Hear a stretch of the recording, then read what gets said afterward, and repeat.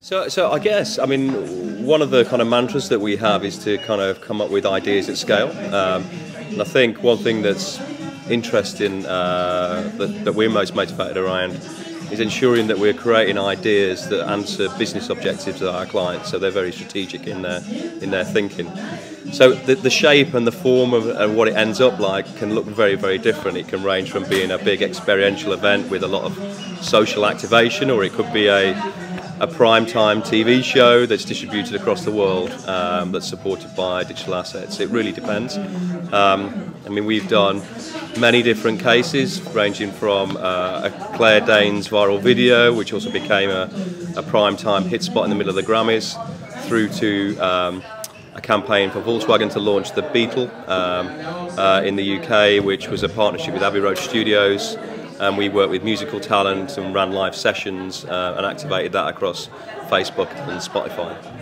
So in the digital world, I'm sure your clients want a big viral hit, and there's a certain amount of free media that you guys generate through the social graph and other ways. What about the paid part? Like, what kind of paid scenarios do you use to get, non-television video, non-television branded content consumed? It's a very, very good question. I mean, I think that, in my view, there's no such thing as free media, earned media. It's about how you kind of combine paid and owned to really drive that. So paid distribution of content is still as vital as it ever has been, if not even more important.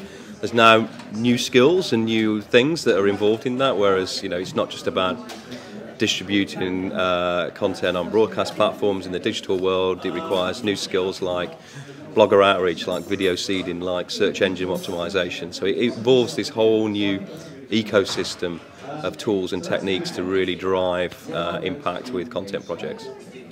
So what are some technologies or scenarios around the paid that you might be able to talk about?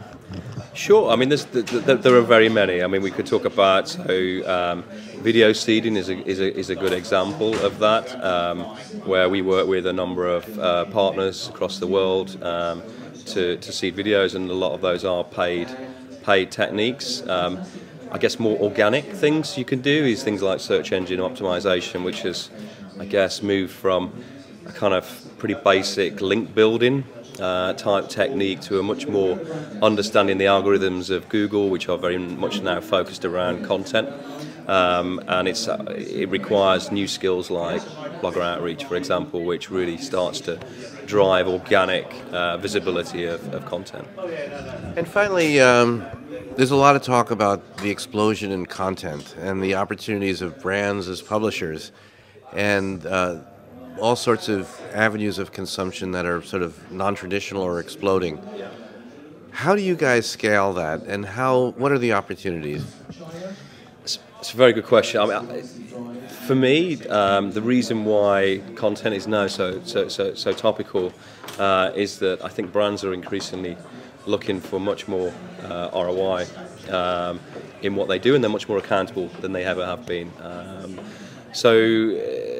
My view is that communications planning is more important than it ever has been, and I guess content naturally elevates itself over and above advertising. Advertising is a traditional advertising is still an important part of the mix, but it's now not the answer to every communications challenge. And so brands, agencies are now grappling and struggling with this new agenda and new technique, and I think everybody wants that viral hit. Every brand wants these kind of great new projects. We're here at Cannes, and I think every project you see now that goes up for awards is generally a content project first and foremost, beyond more than an advertising one.